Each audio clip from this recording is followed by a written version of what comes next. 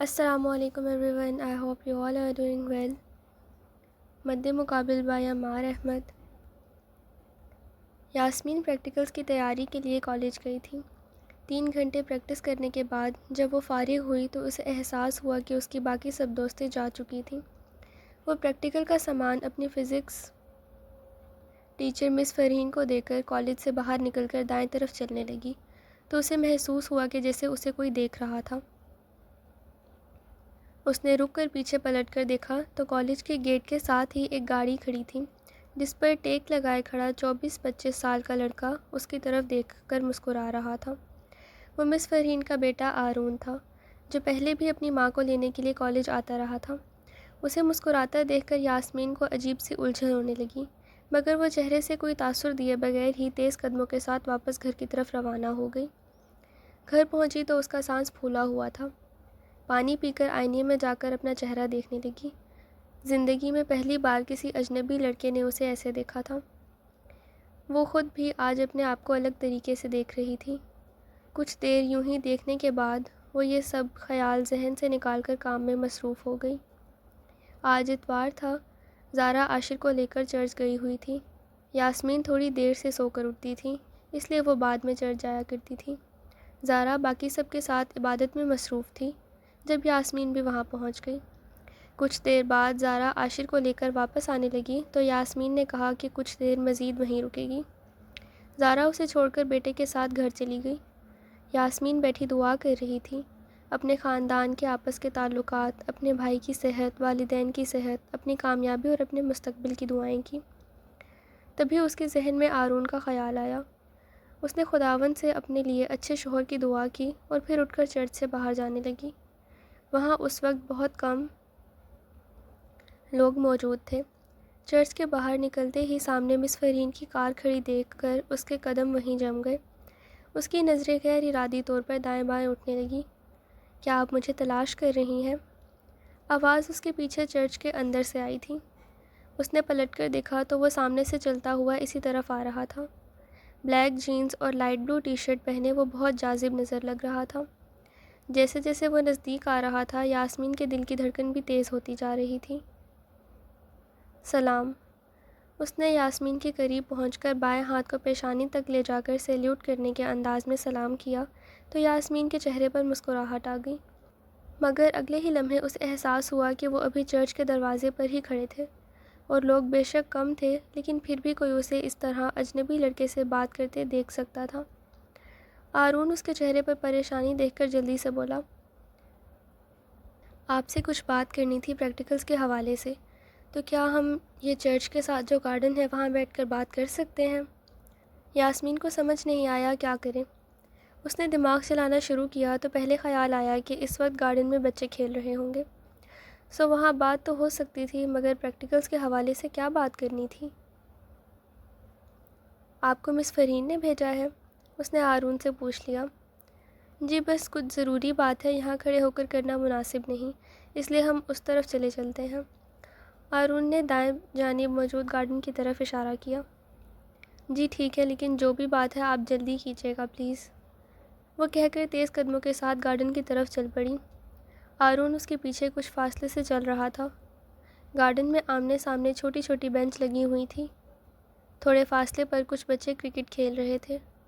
وہ شلوار قمیض میں ملبوس تھی اور چرچ میں وہ دوپٹہ سر پر لے لیتی تھی جو ابھی بھی سر پر لیا ہوا تھا۔ وہ جا کر ایک بینچ پر بیٹھ گئی۔ آرون آیا اور سامنے کی بینچ پر بیٹھ گیا۔ جی کہیے کیا بات ہے؟ اس نے جلدی سے پوچھا۔ وہ غیر آرام دہ محسوس کر رہی تھی۔ میں موم کو پک اپ کرنے اکثر آتا رہا ہوں آپ کے کالج، وہیں میں نے آپ کو دیکھا تھا۔ آرون نے ٹھہر ٹھہر کر بات کرنا شروع کی۔ ایک منٹ، آپ نے پریکٹیکلز کی بات کرنی تھی وہ کریں پلیز۔ اس سے پہلے کہ وہ آگے کچھ کہتا یاسمین نے اسے ٹوک دیا۔ جی نہیں سوری، لیکن وہ میں نے بات کرنے کے لیے بہانہ کیا تھا، اس نے تھوڑا معذرت خواہانہ چہرہ بنا کر کہا۔ دیکھیں یہ غلط بات ہے، کوئی دیکھ لے گا تو مسئلہ ہو جائے گا، میں چلتی ہوں، وہ کہہ کر اٹھنے لگی۔ بس 2 منٹ میری بات سن لیں پلیز، وہ درخواست کرنے لگا تو وہ رک گئی۔ جی بولیں، اس نے دوبارہ بیٹھتے ہوئے کہا۔ میں سیدھی بات کرتا ہوں، میں نے جب سے آپ کو دیکھا ہے آپ کو پسند کرنے لگا ہوں اور آپ کو اپنی مستقبل کی ساتھی بنانا چاہتا ہوں۔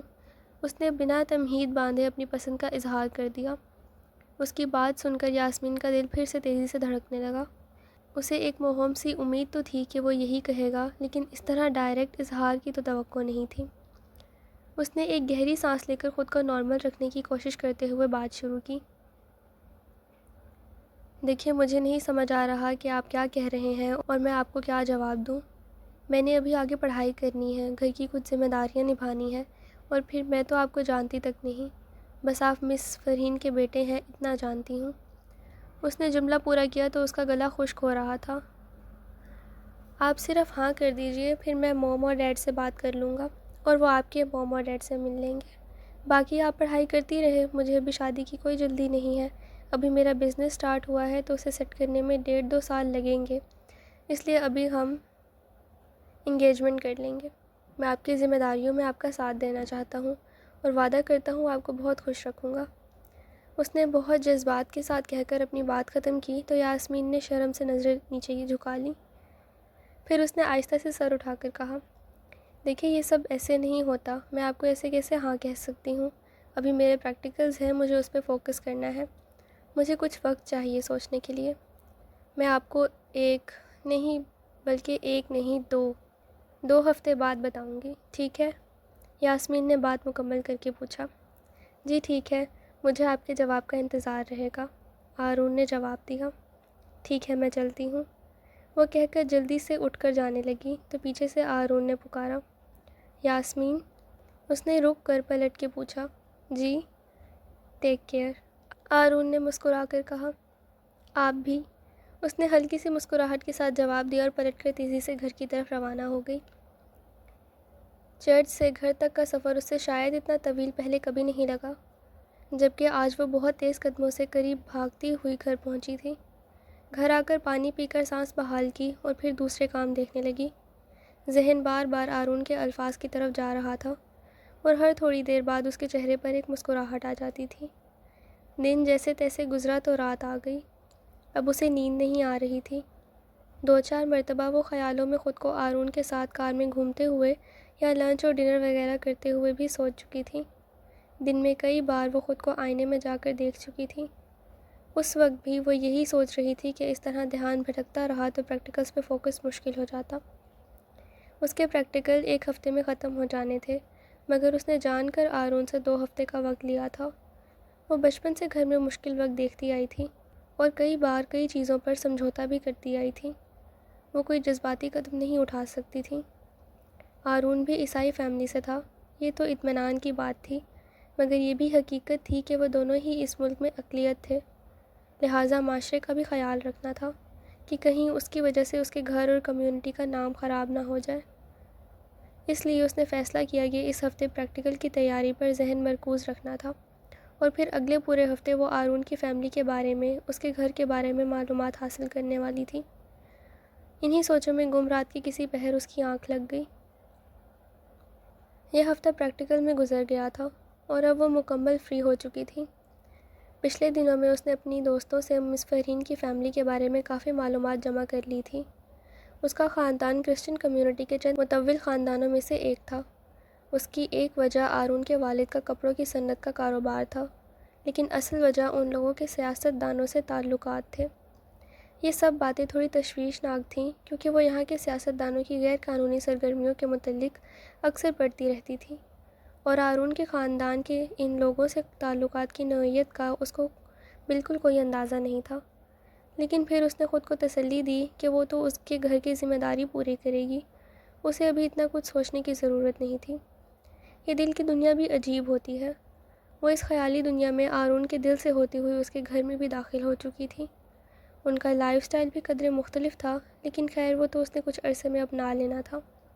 اب اگلے 6 دنوں میں اس نے ایک مرتبہ ہارون کا گھر دیکھ کر آنا تھا اور ساری باتوں کو مد نظر رکھ کر اتوار سے پہلے فیصلہ لینا تھا۔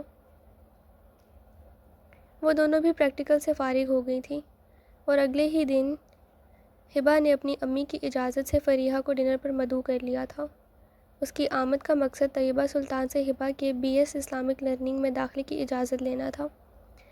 یہ اجازت مل جاتی تو الہدیٰ میں ایڈمیشن تو کوئی مسئلہ ہی نہیں تھا۔ مغرب کے بعد فریحہ سلطان ولا پہنچ چکی تھی۔ ہبا نے اس کا استقبال کیا تھا، پھر وہ طیبہ سلطان کو سلام کر کے اپنے والدین کی خیریت بتا کر ہبا کے ساتھ اس کے کمرے میں چلی گئی۔ ہبا کا بیڈ روم ان کی پسندیدہ جگہ تھی، جہاں پر وہ بیٹھ کر وہ دونوں پڑھائی کے علاوہ دنیا بھر کی باتوں پر تبصرے کرتی تھیں، مستقبل کے منصوبے بناتی تھیں اور مونوپولی اور کیرم بھی کھیلا کرتی تھیں۔ اس وسیع کمرے کے ایک کونے میں اسٹڈی ٹیبل تھی، جس پر لیپ ٹاپ اور کچھ کتابیں رکھی ہوئی تھیں۔ اسٹڈی ٹیبل کے ساتھ ایک کرسی رکھی ہوئی تھی۔ دوسرے کونے میں دیوار میں نصب الماری بنی ہوئی تھی، جہاں ہبا کے کپڑے اور زیورات رکھے ہوئے تھے۔ الماری کے ساتھ ڈریسنگ ٹیبل تھی، جس میں دنیا جہاں کے پرفیومز اور میک اپ کا دوسرا سامان موجود تھا۔ کمرے کے وسط میں ایک کنگ سائز کا بیڈ تھا، جس کے سامنے کی دیوار پر بڑی گھڑی نصب تھی۔ بیڈ کے پچھلی سائڈ کی دیوار پر ایک بڑی پینٹنگ تھی، جس پر سورہ ناس اور سورہ فلق لکھی ہوئی تھیں۔ بیڈ کے دائیں طرف کی دیوار پر کھڑکیاں تھیں، جو بیرونی گیٹ کے ساتھ موجود باغ کی طرف کھلتی تھیں۔ اس وقت کھڑکیاں بند تھیں اور وہاں پردے ڈلے ہوئے تھے۔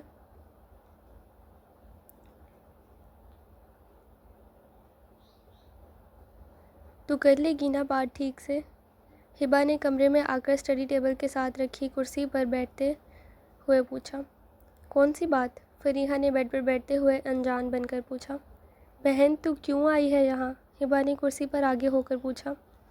ڈنر پر انوائٹ کیا ہے تو نے اس لیے، اس نے سادگی سے جواب دیا تو ہبا کے چہرے پر مسکراہٹ آ گئی۔ دیکھ فریحہ، یہ حرکتیں چھوڑ دے، آج پلیز تھوڑی سنجیدہ ہو کر امی سے بات کرنا تاکہ وہ اجازت دے دیں تیرے ساتھ آگے پڑھنے کی، اس نے بہت پیار سے درخواست کی۔ ہاں یار، میں پکی تیاری کر کے آئی ہوں، تو ٹینشن نہ لے، اور پھر انکل بھی ہوں گے تو اور آسان ہو جائے گا، فریحہ نے تسلی دی تو وہ مطمئن ہو گئی، اور پھر وہ لوگ کیرم کھیلنے لگے۔ کچھ دیر بعد ملازمہ نے آ کر بتایا کہ کھانا لگ گیا تھا اور طیبہ سلطان نے ان کو بلایا تھا، تو وہ دونوں کھانے کی ٹیبل پر پہنچ گئی۔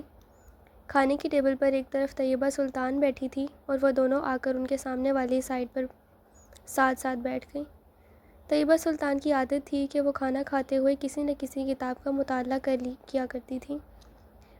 اگر کسی سے کوئی بات کرنی ہوتی تھی تو کتاب رکھ کر تسلی سے بات کرتی تھیں۔ اس وقت بھی ان کے سامنے ایک کتاب رکھی ہوئی تھی۔